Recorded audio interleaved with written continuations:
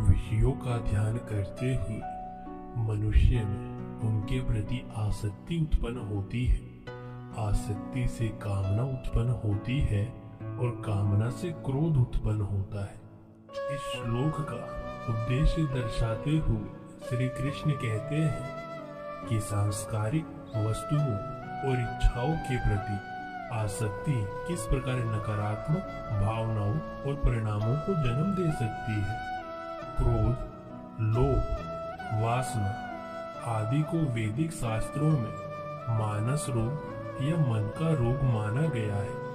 रामायण में कहा गया है कि शारीरिक बीमारी किसी के पूरे दिन को दुखी करने की शक्ति रखती है, लेकिन हमें यह एहसास नहीं होता कि हम लगातार कई मानसिक बीमारियों से पीड़ित हो रहे हैं। और चूंकि हम वासना, क्रोध, लोभ आदि को मानसिक रोगों के रूप में नहीं पहचानते, इसलिए हम उन्हें ठीक करने का प्रयास भी नहीं करते हैं। इस श्लोक तथा उसके बाद के श्लोकों में श्री कृष्ण मन की कार्य प्रणाली के बारे में सटीक तथा गहन अंतर्दृष्टि प्रदान करते हुए कहते हैं कि जब हम बार बार यह चिंतन करते हैं कि किसी वस्तु में सुख है तो मन उसमें आसक्त हो जाता है।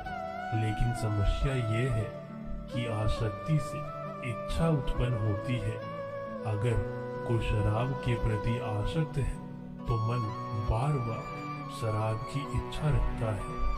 अगर कोई सिगरेट के प्रति आसक्ति रखता है तो मन में सिगरेट पीने के आनंद के विचार बार बार आते हैं, जिससे सिगरेट पीने की लालसा पैदा होती है।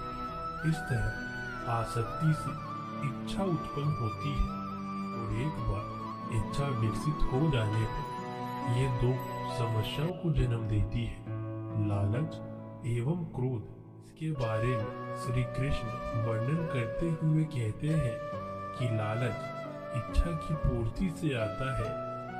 यदि आप इच्छा को संतुष्ट करते हैं तो यह लालच की ओर ले जाती है।